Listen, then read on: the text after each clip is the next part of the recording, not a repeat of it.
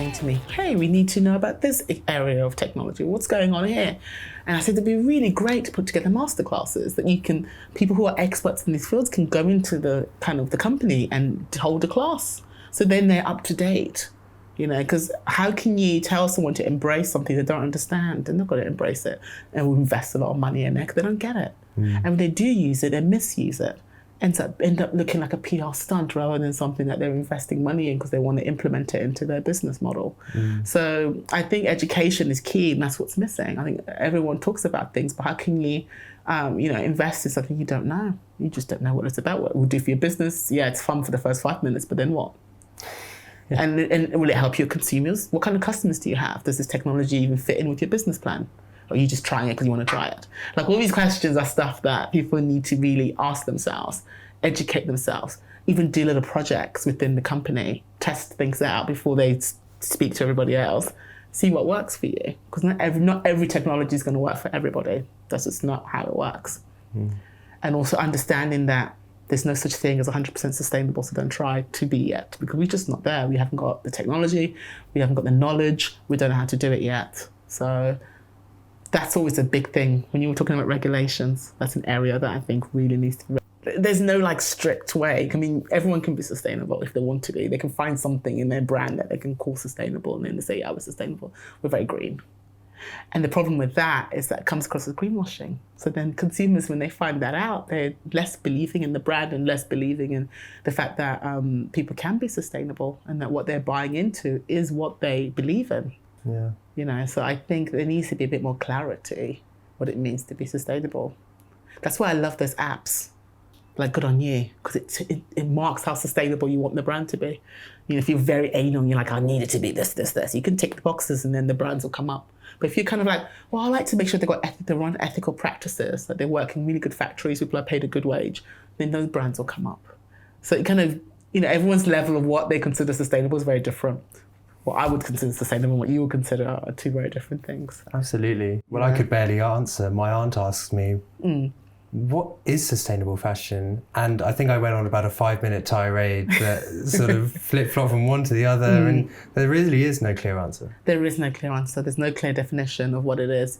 If you ask somebody, they're going to give you a different answer to someone else who might be really into sustainable fashion. They might give you a really kind of warrior type answer, and then you got somebody who might give you a very wishy-washy answer. And so it's different. For some companies, having biodegradable plastic bags is sustainable. They're sustainable, but the product itself might not be. But I think the pressure from consumers to be sustainable for the fashion industry is what's moving forward. It's what's going to make us go forward, make us change our ways. And that's what I see 2020 being, personally. I see sustainability playing a role because consumers are demanding it. The consumer is changing. And I think I wrote an article about Forever 21 saying that the reason why they probably went into administration is because they never changed their consumer. They were going for a consumer that was very popular with them back in 1994. But now we're in 2019, that's not the same consumer. You cannot pitch the same story to a consumer of yesterday, like myself. Now you're dealing with a younger generation that's more informed of what's going on in the world. So therefore, what they demand, you need to be able to provide.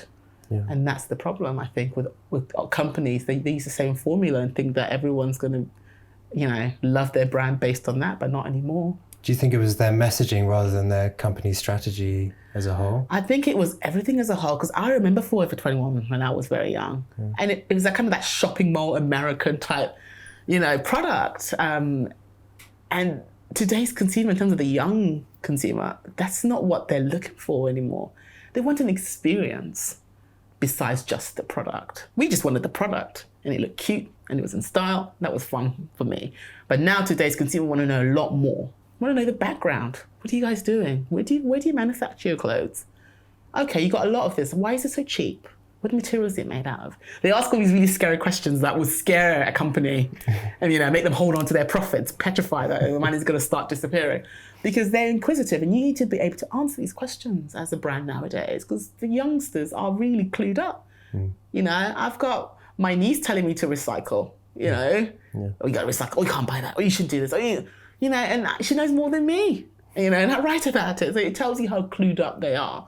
So you need to understand that the consumer has changed, and therefore you need to kind of change the way you do your business and change the way you sell your product. Do you think they're more demanding? They are definitely more demanding. And they should be. It's their money they're spending. I think if you... Buying clothes now is no longer just about just buying clothes.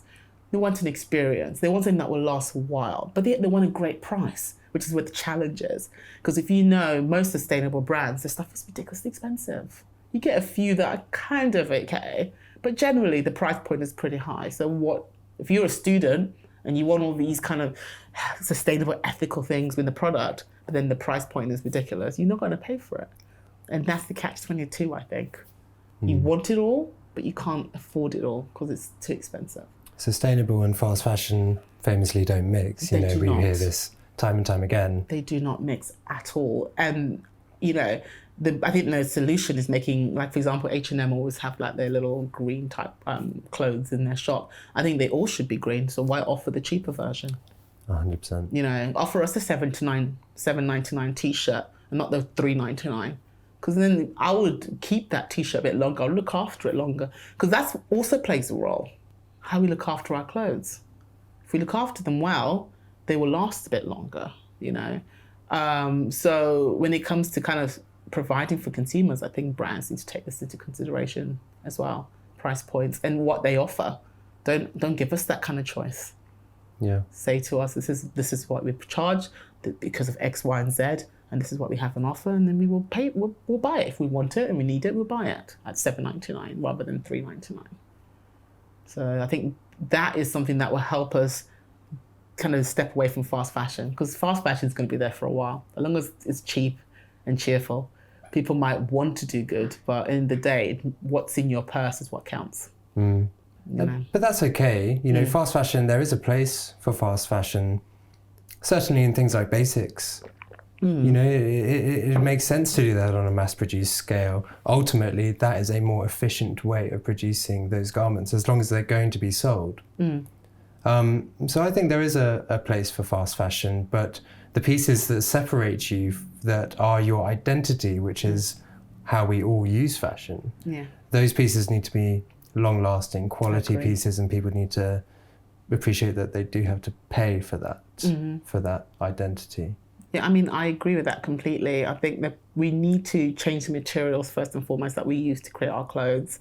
Imagine if we can buy tops that are biodegradable, put them in your backyard compost heap when you're done and let it go back into the earth. I think that's how we need to change it.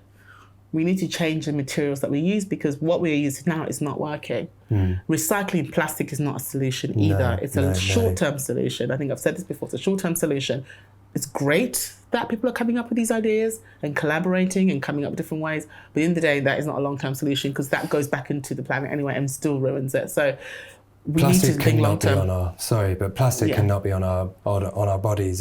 That's not a sensible way to reuse plastic. No. It's a very long-lasting, durable material when it's all clumped together, but when it's stripped down to the layers to make it into a piece of fashion, it then sheds, and that's, as you were saying, goes into the environment. And also think about plastic that's in the ocean and how long it stayed under there and the chemicals that are on that, and then how healthy it really isn't.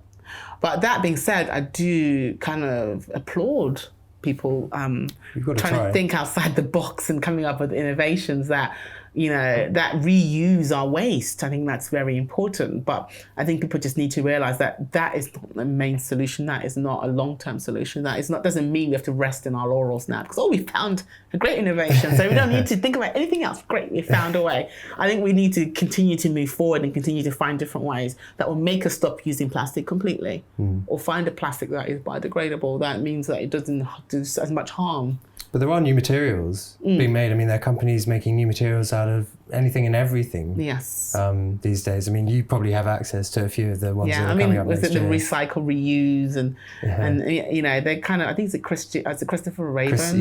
He's very big on that. And I love the fact that he's mainstream, everyone knows him. And that's what we need. We need companies and brands like that who talked to consumers already. So then they can bring that message across. If you have a small unknown brand really kind of, lecturing on it, no one's really listening. unfortunately.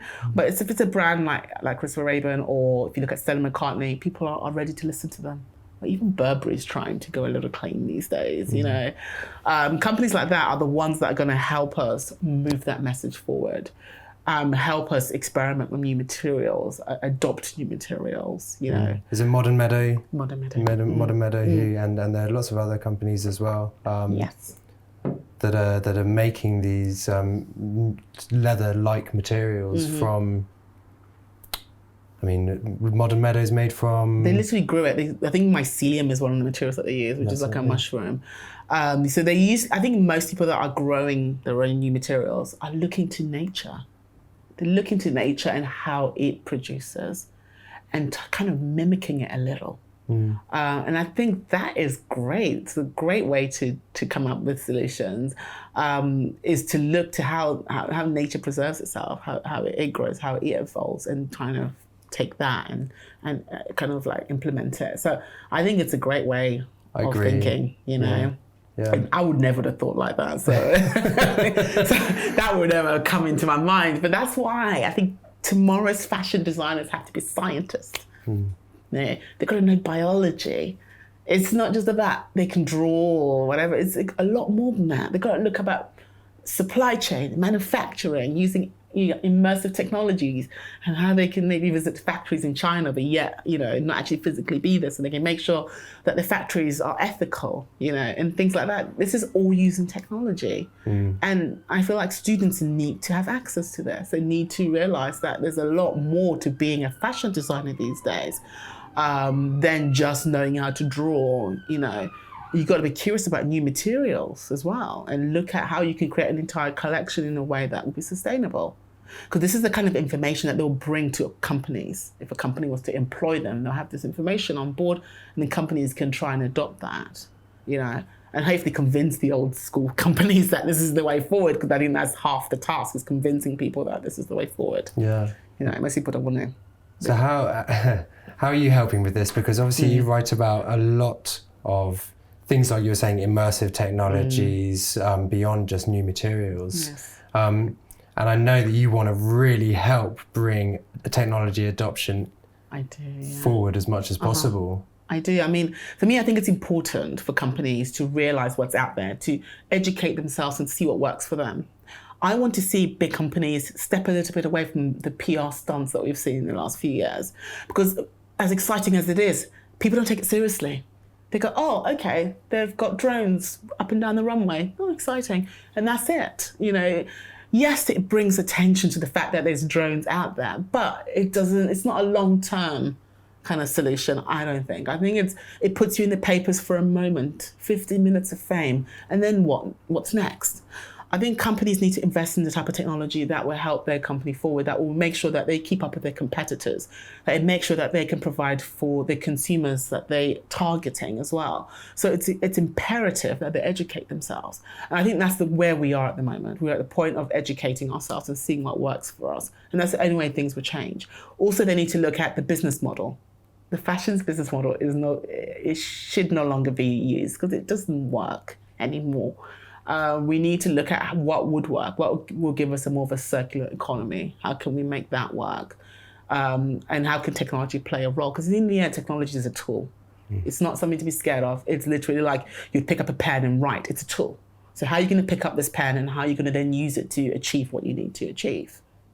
It's interesting, because when an industry gets so much stick, it's almost united the whole industry.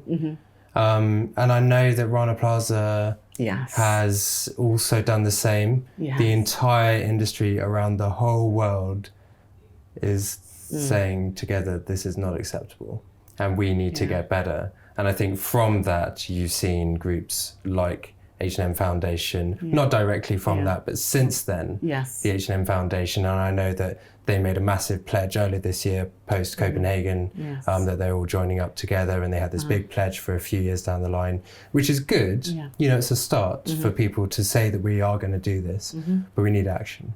Yeah, you've also got UN getting involved. Avery Dennison and the 10 sustainable innovations they've come up with, the ways a company can be sustainable. You got Caring Group is doing quite a bit as well. Yep. You got all these different people, big and small, really looking to it. But it's a shame that it took a disaster like that. And I honestly think that if somebody hadn't started that hashtag, Who Made My Clothes, honestly, I think that the industry probably would not have paid much attention to it, unfortunately. Yeah. But I think that was a really good wake-up call because of consumers' reactions to it. The mainstream did not react. Then maybe it would have been under the rug and disappeared. Do you think they've had it easy for a while? Of course. Oh my God. I'm always saying, like, some companies are like, oh, we don't use plastic bags anymore. I'm thinking, yeah, you guys are happy you're not using plastic bags anymore because you're not spending any more money buying plastic bags. So I don't think it's a sustainable thing at all. I don't think it's because they're earth friendly, because they'd have done that themselves years ago, But the fact that consumers are demanding for them to use less plastic, they're like, hurrah. Yeah. I don't have to spend any more money. You guys, you can just carry your fruits in your hands. Fantastic. I don't have to offer you little plastic bags anymore. So, maybe it's a really negative point, but I honestly think that most supermarkets will think that way, that they don't spend any money. And it's nothing to do with sustainability, personally. Yeah. I don't think it's anything to do with unless we're not using much plastic. It's more like you're saving us a good couple of bucks. If we're talking about technology changing people's behaviours in fashion, do you think that in 2020 there's a particular technology that might change consumer behaviour? Yeah, I do think that, actually. I think a lot of personalization is going to play a big role. And I've heard about gaming and kind of those avatars and AR and all this stuff is going to play a really key role in terms of retail. Yeah. How big is it going to be in 2020? I think it's just the beginning at the moment in terms of introducing it to consumers, but I don't see it like being ridiculously big. But I think it's a good start. It's going to kind of the run is beginning now. People are kind of interested in it beyond gamers, beyond people that are really into it in the first place. But I'm talking about mainstream here. I see that playing a big role. Retail has always been money making when it comes to technology. The retail industry adopts technology much more faster than, let's say, general fashion industry.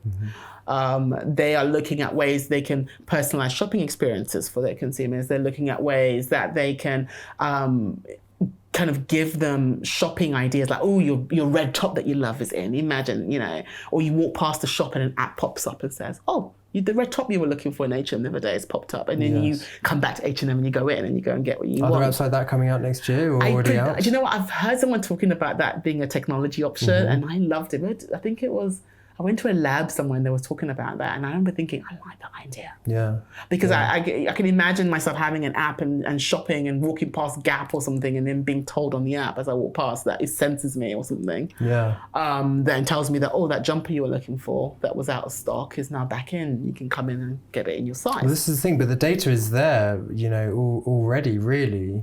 If you talk about SKUs and things like this, and if you were to incorporate that into sort of one sort of homogenized and conglomerated app, but then who owns that data and all these other things, and no one's willing to give their little, this is a part of the collaboration piece that we were talking about earlier on, that everyone's like, well, this part I'm not ready to give away because that's a huge privacy. But the problem is we've already given it up though. I know. Well, for us we've given it up, but if we've given it to Gap are like, well, if I'm going to sell it to another company, I'm not going to make, am I going to make the returns on that? I'll give you this information, but what are you going to give me for it? You know? I think a lot of companies had a lot of data on us anyway, whether we knew it or didn't know it, but they didn't know what to do with it. They didn't know how they can use this. And I think this is where technology will come in. It will help them use that data in order to make the shopping experiences of their consumers a lot more personalized. And I think they're learning now how to use it. But before they just had all that information and probably just easy to sell it or they just didn't know what to do with it. It's kind of like when you wear a wearable device and you get all your heart beats and all this stuff and all this information and you just look at it and you go, okay. But then what do you do with it? I feel like it's roughly like the same thing. Do you have much of that? Because, you must get access to so many sort of new, just sort of off-the-shelf products and people say, well, what do you think, Muchaneta? And you're like, I do have quite a few wearable devices and I must admit, I don't wear them anymore.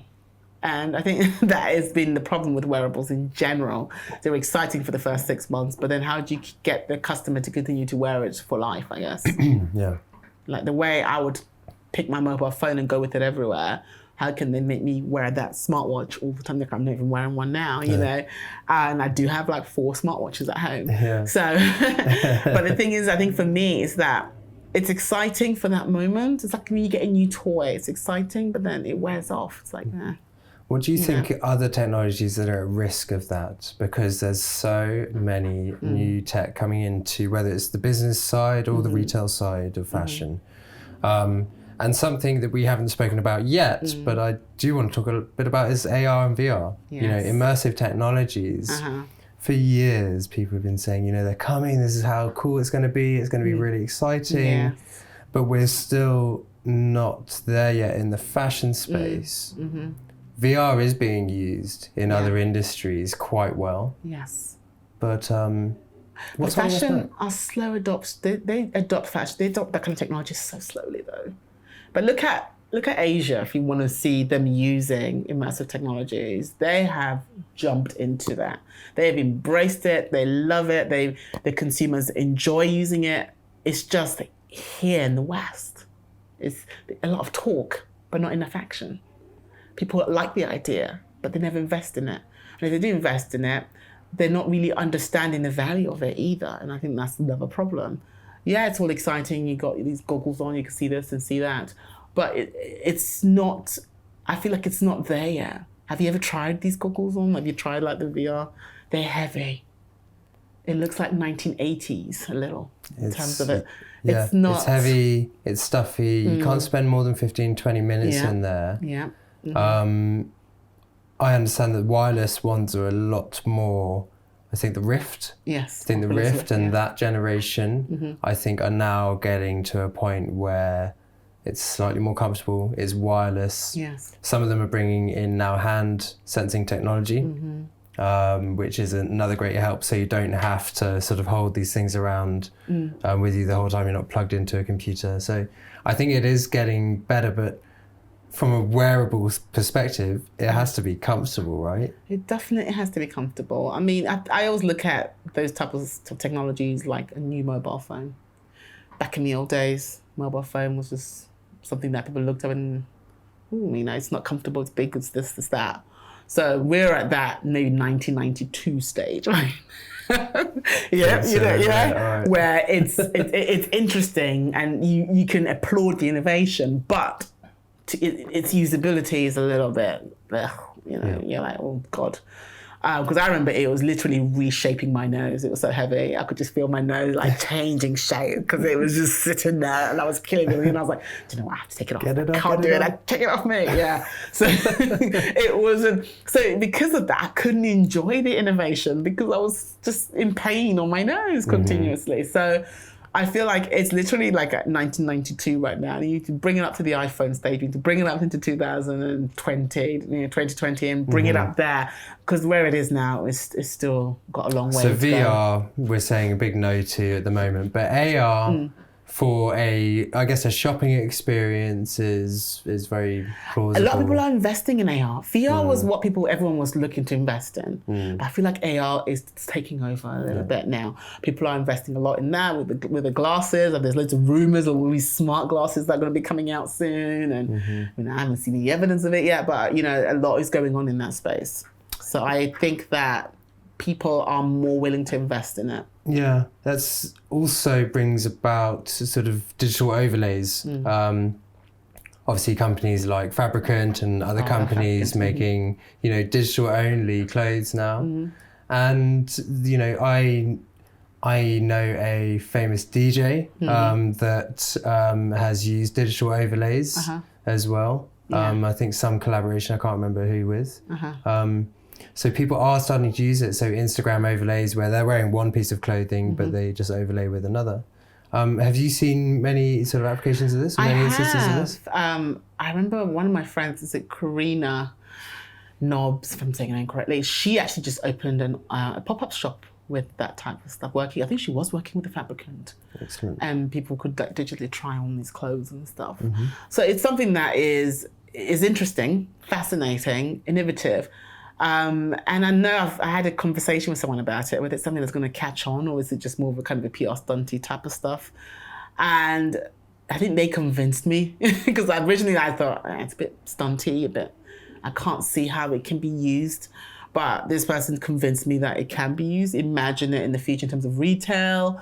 Imagine it in that respect, or being able to show somebody, something using it and like showing you like this, and you don't physically have the product, but you can physically show it to somebody else, and all these different ways that it can be kind of used. Someone said to me that also you can, instead of all the returns that happen as well, because apparently a lot of people buy clothes, put them on, take the photos of themselves, and then send them back.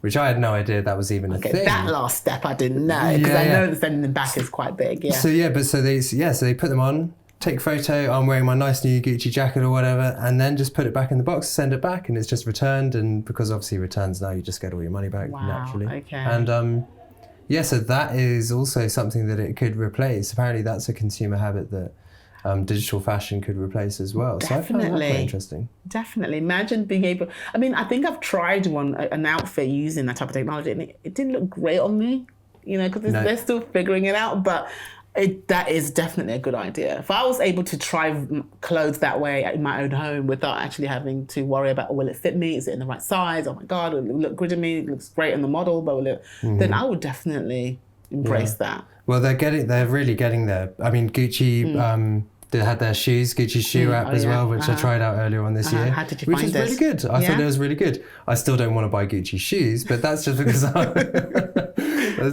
not a Gucci shoe kind of guy. No, but if you think that if there was a shoe company that you love and they use that technology, it would be great. If you probably can do this, but if it was Air Jordans and I could find out all the Air Jordans and just flick them on, I mean, I'd probably use it. I'd probably use it. It'd probably encourage me to buy it. So I think those kind of things definitely would work. See, I like that idea.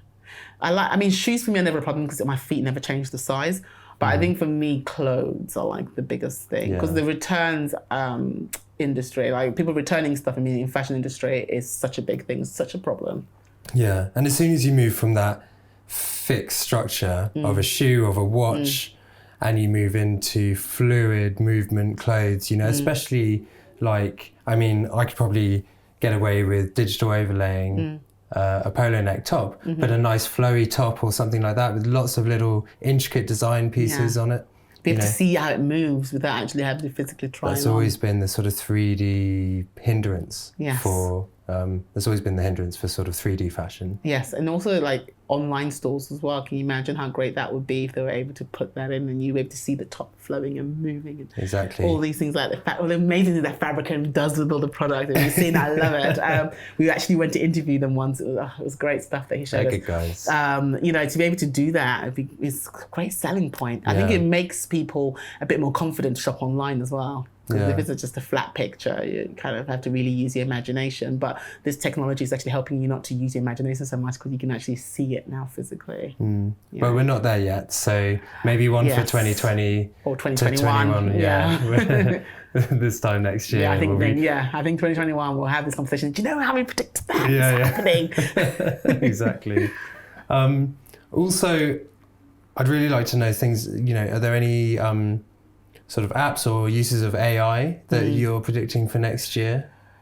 Artificial intelligence. I mean, God, it's been going on. I know. I feel like someone just promises you something over and over again, but it's not being delivered. AI apps wise, I've stopped writing about apps so much because there are so many apps out there at a point where you're just like they're all the same a little. Okay, so what about some other things, some other tips for 2020? If there's anything that's on the horizon that you think is quite interesting? I think that when it comes to consumers, they need to look a lot more to the new startup brands and what they're up to. If they are serious about sustainability, they're serious about getting a product that's more personalized, I think they need to look to startup brands who are more flexible when it comes to embracing technology because they are starting their company with that mindset. Well, if you look at much more established companies, they have to change their mindset and change everything, and that will take time. It's not going to happen overnight. So I feel like consumers need to educate themselves with new brands and what they're up to and embrace that and help them grow. Because if like the companies that are older see people embracing that type of technology, consumers loving that type of technology, they'll probably adopt it more quicker as well. So my message to consumers for 2020 is look at up and coming companies, look at the new products they're kind of bringing to the table, and invest in that. I think when it comes to fashion, you've got to invest in your products now as well, not just buy here, there, and everywhere. Invest in a good product that will serve you well. Whether it's something by Pirates, which is a company that creates like really trendy clothes. And the great thing about them is that the clothes look after the person who's wearing them. So imagine your garment moisturizing your skin, looking after you, kind of making sure that you don't smell if you sweat, or all these little kind of things that we want in a top. You know, wouldn't it be great if you sweat a bit on the tube when you get out and you don't smell bad? Yeah. You know, it takes care of you. Or imagine if your skin's a little dry and you wear the top and it moisturizes your skin. I mean, this is when you look at technology as a way of looking after you and putting your best interest. So if you buy something from them and it's not that expensive, that's supporting the future, I think, of fashion. So that would be like my message to consumers. Investigate, look into it, educate yourself, invest in brands like Pirates. To businesses like fashion businesses, I would say to them that the technology is there for you to change how your business model stands at the moment, and you should look into doing that. That's a great place to start. Find out the ways that you can change it so you can be more sustainable. You can be more appealing to the consumers who are looking for brands who are more responsible. And the tech is out there. It's just a matter of figuring out which one works for you as a company. So again, it comes back to education, which I think is super key in 2020. Businesses need to educate themselves. They need to look at what's out there, see what works for them, work with consultants, collaborate, find out, work with the young companies that are out there that can take those risks that the older companies cannot. Work with them, see what they're up to. Stop looking at your competitors, look at the younger ones who are thinking and they've got a different mindset. So therefore they are the ones that if you're watching them and you're learning from them, that will mean that you'll go way above your competitor. You'll go that little bit forward. So I think companies need to be that way, need to watch and do and learn.